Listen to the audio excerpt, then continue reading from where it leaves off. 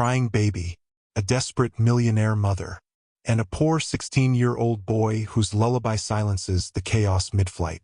What begins as a simple act of kindness becomes a powerful story of compassion, courage, and the melody that bridges two worlds, proving love is richer than gold. Hey family, welcome to Real Life Heart Stories. Please subscribe and give this video a like, it truly means the world to us. Don't forget to share it with your friends and loved ones, and turn on post notifications so you never miss a new upload. Thank you so much for the support. Now, sit back, relax, and let's dive into today's story. The airport buzzed with life that morning, rolling suitcases, clicking heels, and the hum of announcements echoing through the air. In the middle of all that noise stood Clara Davenport, a woman who seemed untouched by chaos. Her diamond earrings caught the light, her sleek gray dress screamed wealth, and her baby little Ava sat in a golden stroller that looked more expensive than most people's cars. Clara was the picture of control, or at least that's what she wanted everyone to believe. She glanced at her first-class boarding pass and sighed. Finally, she muttered, some peace and quiet. Across the terminal, a teenage boy adjusted his worn backpack strap and clutched his passport nervously. Malik Johnson, 16, was on his first ever flight and his first trip out of the country. His jeans were faded, and his sneakers had seen better days, but his eyes were alive with excitement.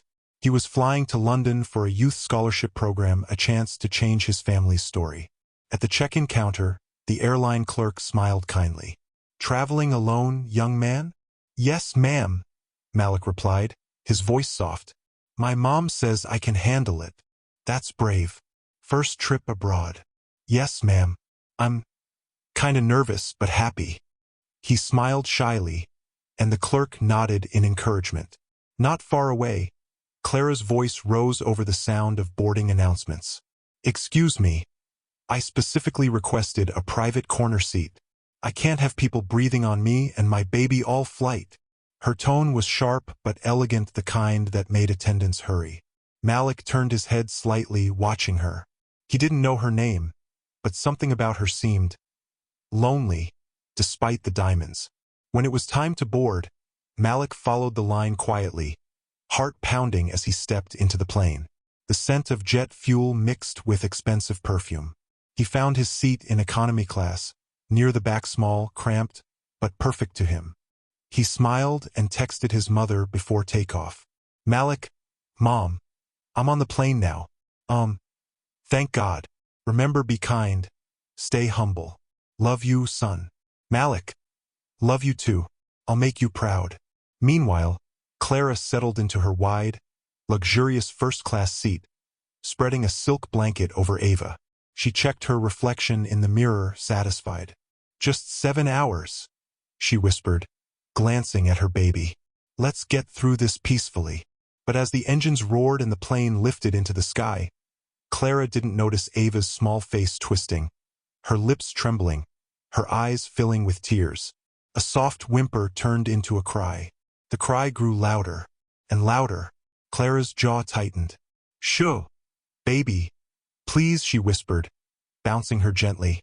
But Ava's cry only grew stronger, echoing through the cabin like a storm that wouldn't end. Passengers shifted uncomfortably. Some sighed, others looked annoyed. And in the back, Malik looked up, his eyes full of quiet concern. He didn't know it yet, but that crying baby, that desperate mother, and this long flight would soon change his life forever. The seatbelt sign had barely turned off when the crying began again, sharp and piercing, slicing through the calm hum of the plane. At first, people tried to ignore it. A few passengers put on headphones. Some sighed quietly. Others glanced over their shoulders, annoyed. But for Clara Davenport, it felt like the whole world was watching her fail. She rocked her baby, whispered softly, offered a bottle, then another toy. Nothing worked. Ava's face was red, tiny fists clenched as she wailed. Clara's perfectly styled hair began to fall loose. Sweat dotted her forehead. The calm, elegant woman from the airport was gone, replaced by a trembling mother on the edge of panic. Please, sweetie, please stop, she begged in a whisper. Mommy's here, please. A flight attendant hurried over with a polite smile. "Can I get you anything, ma'am? Perhaps warm milk?" "No, no, she won't take it," Clara snapped, trying to keep her voice low. She's never like this." The attendant nodded sympathetically and walked away, but Clara caught a glimpse of a businessman rolling his eyes across the aisle. A woman nearby muttered something under her breath. The sound of disapproval burned deeper than the baby's cries. Meanwhile, back in economy class, Malik couldn't help but listen. The crying wasn't just loud, it was full of pain. He'd heard that kind of crying before from his little sister, Zuri, when she was sick with fever and their mom was working a night shift. He remembered how scared he'd felt, holding her tiny hand, humming softly until she drifted to sleep. Malik looked around. No one else seemed willing to help. He thought about getting up, but what could a 16-year-old kid from a poor neighborhood possibly do for a millionaire's baby? He sank back into his seat, but the sound wouldn't leave him alone. In first class, Clara tried everything. She rocked, bounced, hummed, begged. Her expensive perfume couldn't hide the smell of baby milk now spilled on her silk blouse. Another attendant leaned over gently. "Ma'am, maybe she needs her pacifier?" "She doesn't use pacifiers," Clara said quickly, her tone sharp but shaky. "She's independent." The irony didn't escape anyone within earshot. Independent?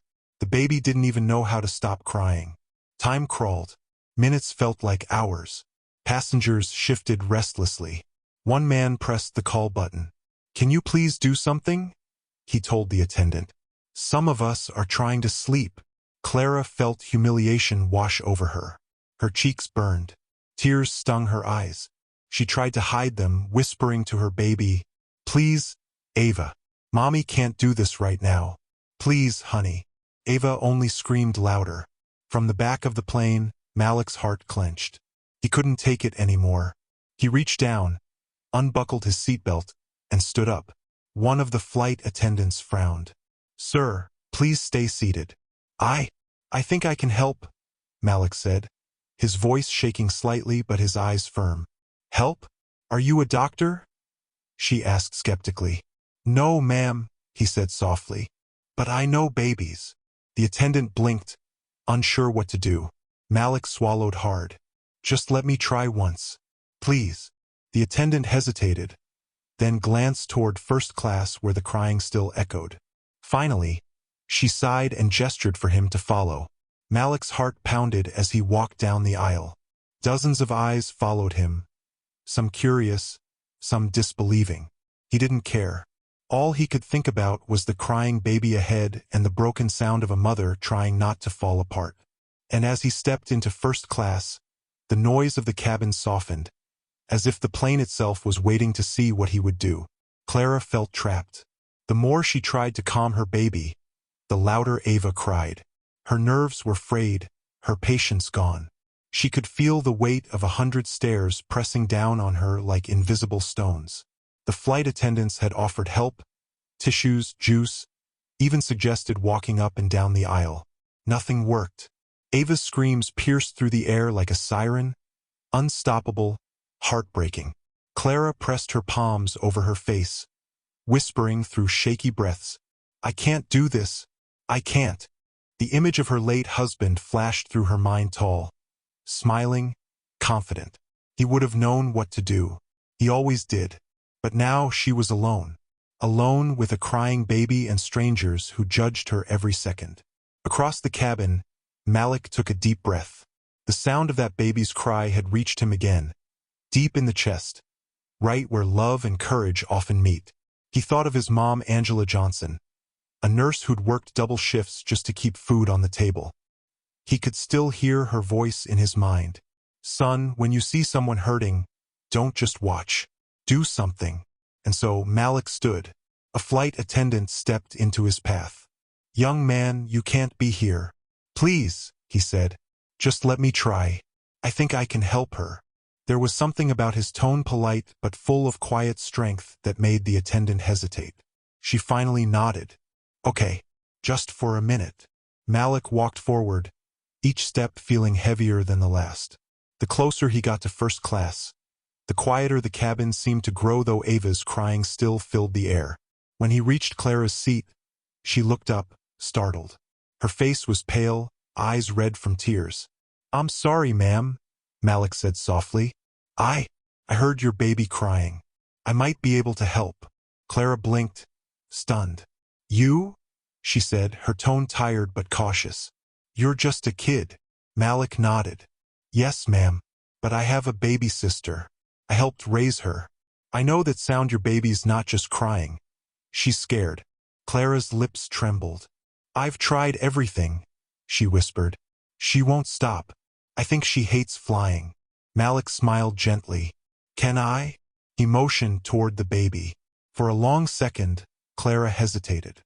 Every instinct told her not to hand her child to a stranger. But something in his eyes, calm, kind, honest, made her trust him. Slowly, she nodded. "Be careful," she murmured, handing Ava over. Malik held the tiny girl close, one arm under her, one hand gently patting her back. He began to hum low, steady, warm. A song his mother used to sing, "Little Angel Sleep." At first, Ava's cries slowed only slightly, but Malik kept humming, rocking her gently. His voice was deep for his age, soft but full of soul, wrapping the baby like a blanket. The wailing turned into whimpers, then quiet breathing. Gasps filled the cabin. Clara covered her mouth, eyes wide in disbelief. Her baby was asleep. Malik smiled faintly and whispered, "See? She just needed to feel safe." Clara felt her throat tighten. "What did you just do?" she asked, tears welling in her eyes. "I sang her what my mama sang to me," Malik replied. "Sometimes, love sounds like a song." The cabin was silent now. Passengers stared in awe. Even the flight attendants exchanged amazed glances. For the first time in hours, the only sound left on the plane was Malik's quiet humming, the sound of peace returning to the sky. For a moment, the entire cabin seemed frozen in time. The only sound that remained was Malik's soft, rhythmic humming, the tender melody of "Little Angel Sleep." Even the plane's engines, constant and steady, felt quieter somehow, as though the world itself didn't want to disturb the peace that had finally settled over them. Clara stared, unable to look away. Her heart thudded in disbelief. Just moments ago, she'd been drowning in embarrassment, frustration, and exhaustion, and now, her baby was resting silently in the arms of a teenage boy she'd never met. A flight attendant whispered from behind, "How on earth did he do that?" Another replied softly, "I have no idea, but I've never seen anything like it." Malik smiled down at Ava, his thumb gently rubbing her tiny back. Her eyelids fluttered, her breathing slow and calm, her cheek pressed against his chest as if she belonged there. Clara wiped her tears quickly, trying to compose herself. I don't understand," she stammered. "She hasn't slept this peacefully in days."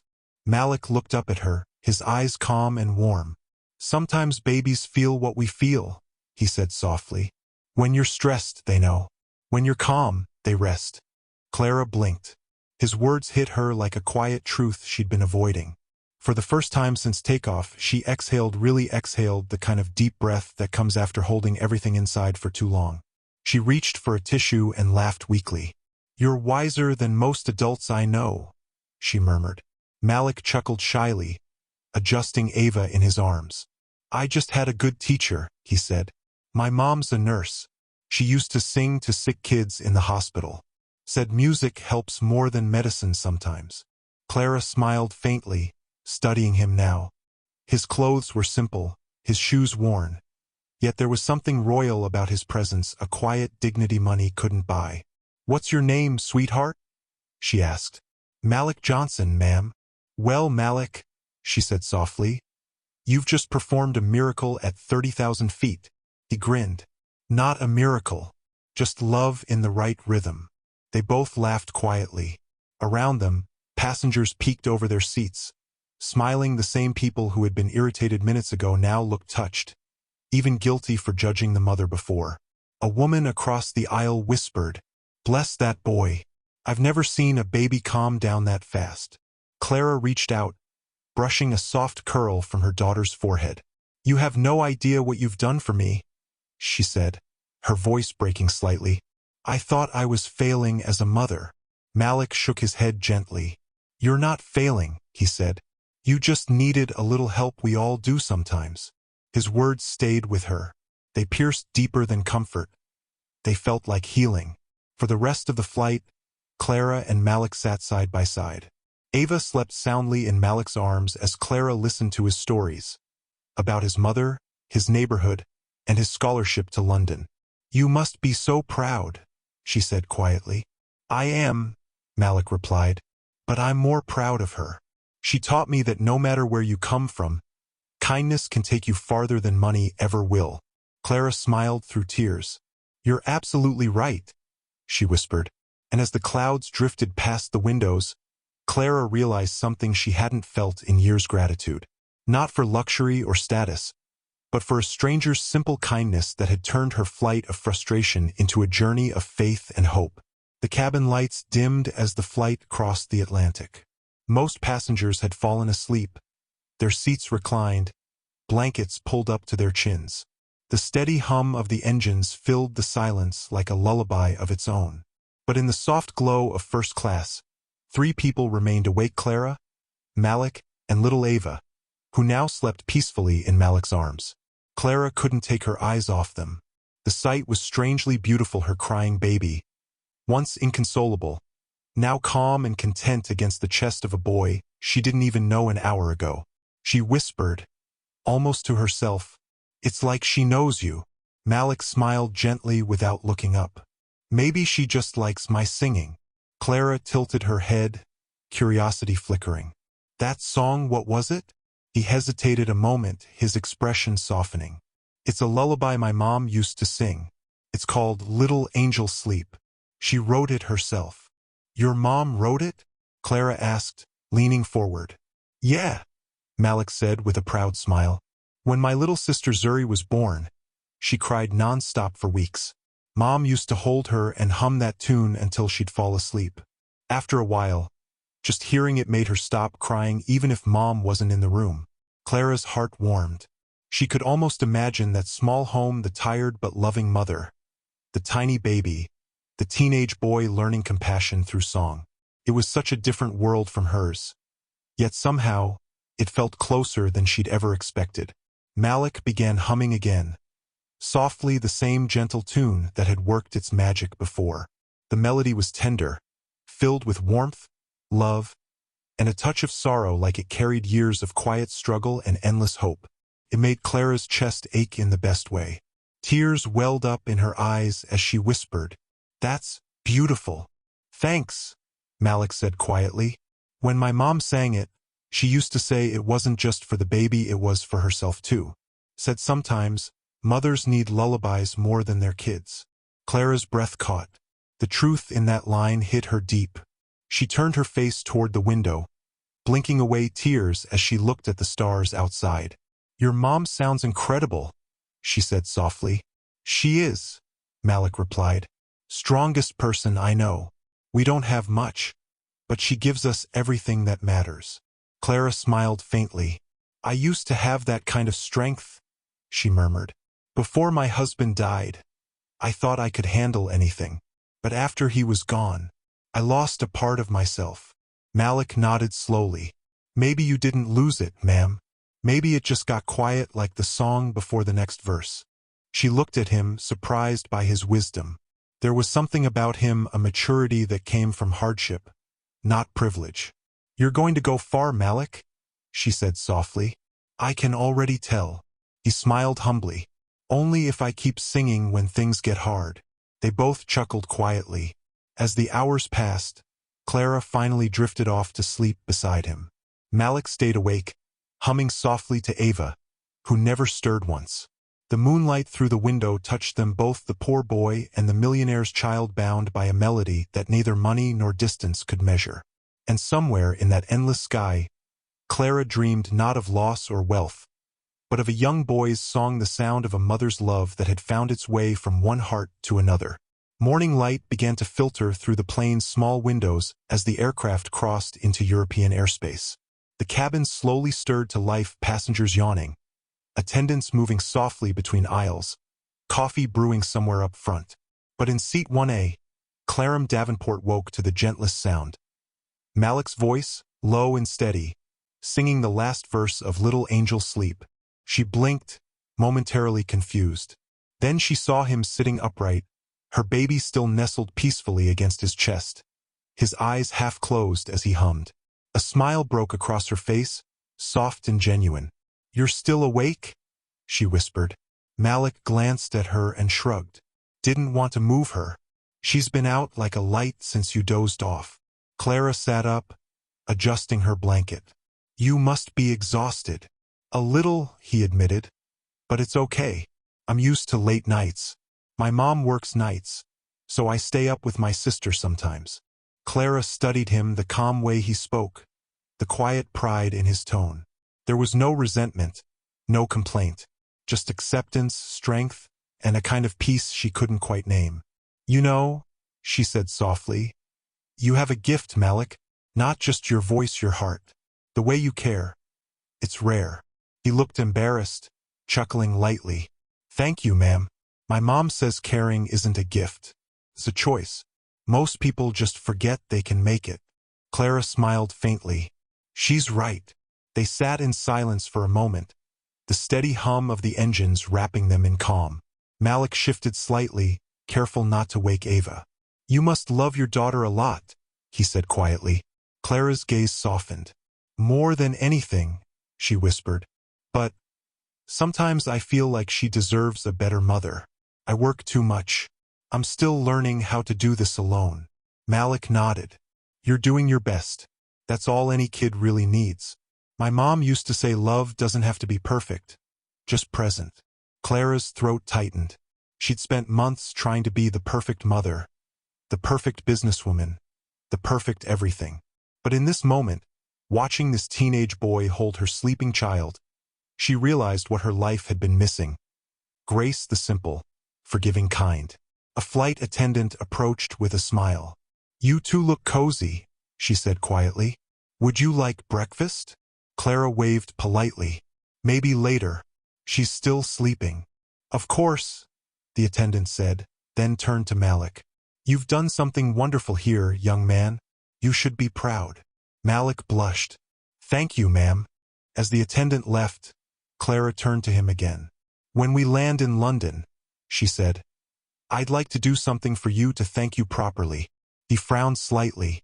"You don't need to thank me." "I know," she said gently, "but I want to. You gave me back something I didn't even know I'd lost. Peace." Malik smiled, his eyes bright. "Then you can thank me by singing to her sometimes, even when you're tired. That's what my mom says love sounds like." Clara nodded slowly, touched beyond words. The plane began its slow descent, the clouds parting to reveal London below, the city bathed in soft morning gold. As Malik handed Ava back to her mother, she stirred, blinking sleepily, then smiled a real, full smile before resting again in Clara's arms. In that small gesture, Clara felt something shift inside her. The invisible wall between wealth and struggle, between loneliness and connection, between one world and another, had quietly crumbled. And in its place stood something simple and pure: humanity. The plane touched down smoothly on the runway at Heathrow Airport. A ripple of applause spread through the cabin, as it often did when travelers reached their destination safely. For most passengers, the flight was just another journey completed. But for Clara Davenport and Malik Johnson, it felt like the end of something far more profound. As the aircraft slowed to a stop, Clara glanced at Malik, who sat quietly with his hands folded, looking out the window. He seemed lost in thought, humble, calm, and unaware of how deeply he had changed her. Ava stirred in Clara's arms, blinking awake. She looked at Malik, gurgled softly, and reached out her tiny hand toward him. Malik smiled and gently touched her fingers. "Hey there, little one. You made it." Clara's heart swelled at the scene. She'd never seen her daughter so at ease with anyone, not even with her own family. When the fastened seatbelt light turned off, passengers began standing, pulling down bags and shuffling toward the exit. Clara hesitated, not ready to say goodbye. Malik, she said softly, do you have a phone number or email? I'd like to stay in touch. He blinked, surprised. I don't have an international phone plan, ma'am, but I'll get one once I reach the youth center. Then take this, Clara said, reaching into her designer purse. She pulled out a sleek business card and handed it to him. That's my personal number. If you ever need anything, advice, help, or just someone to call, I'll be there. Malik looked down at the card like it was something sacred. The glossy white paper with gold lettering looked almost out of place in his rough, calloused hands. Thank you, ma'am, he said quietly, but you already helped me more than you know. How? She asked. He smiled softly. You let me sing. You trusted me. People don't do that much where I come from. His words pierced straight through her. Clara realized that for Malik, simple trust was a luxury, something money couldn't buy. You earned it, Malik, she said warmly, and I hope the world sees you for who you are, not what you have. He chuckled lightly. My mom says the same thing. The passengers began moving again, and they followed the line to the exit. As they reached the door, the captain stood by to greet them. Thank you for flying with us, he said politely. Malik nodded, clutching his backpack. Clara held Ava, who now played with a lock of her hair, giggling softly. Before they parted ways in the busy terminal, Clara turned once more. You're going to do great things, Malik Johnson, she said with a smile. And you're already doing great, Mrs. Davenport, he replied. Their eyes met, two souls from different worlds, bound by a shared moment of grace. As Malik disappeared into the crowd, Clara whispered under her breath, Thank you, God, for sending him when I needed him most. She held Ava closer, her heart lighter than it had been in months. For the first time since her husband's death, she truly believed that kindness could still change lives. 3 weeks later, the world knew Malik Johnson's name. It started with a single post, a blurry phone video taken by a passenger on that flight. The caption read, This teenage boy calmed a crying baby on a plane when no one else could. Humanity isn't lost. The clip spread like wildfire. Millions of views. Thousands of comments. News outlets picked it up, calling him the boy with the golden voice. Reporters showed up at his youth center in London. He looked stunned as they asked him about the millionaire's baby, the lullaby, the story that had touched the world. All Malik said was, I just sang to her. That's all. He didn't realize that his humility was what made people love him even more. Across the ocean in New York, Clara Davenport sat in her office, scrolling through headlines. Her phone buzzed nonstop. Friends, business partners, even strangers wanted to talk about her flight. But none of that mattered. What mattered was the feeling that had stayed with her since that day. The peace Malik had given her and her baby. Ava sat on her lap now, laughing as Clara hummed softly, her voice shaky but growing stronger with each note. Little angel, sleep, she whispered, brushing Ava's hair back. Her assistant poked her head into the room. Ma'am, your driver's ready. Are we heading to the airport? Clara smiled and stood. Yes, we're going to London. A week later, Malik was back at the youth center, sorting through donated books when the director called out, Malik, someone's here to see you. He turned and froze. Standing by the doorway was Clara Davenport, dressed simply this time, holding Ava on her hip. She smiled, a little nervous but warm. Mrs. Davenport? Malik asked, his eyes wide. What are you doing here? I came to thank you properly, she said, and to see how my hero's doing. Malik blushed, rubbing the back of his neck. I'm no hero, ma'am. Clara stepped closer, handing him an envelope. You are to me, and to her. He opened it carefully. Inside was a letter and a document. His hands trembled as he read it. A full scholarship, he whispered. To the Royal Academy of Music? Clara smiled. You have a gift, Malik. The world needs to hear it. Consider it an investment. Not in your voice, but in your heart. Malik looked up, his eyes glistening. Ma'am, I don't know what to say. Just promise me one thing, she said softly. Never stop singing. and never stop believing in people. He nodded firmly. I promise. Ava reached out her little hands toward him. Malik laughed and took her gently, bouncing her as she giggled. She remembers your voice, Clara said, smiling through tears.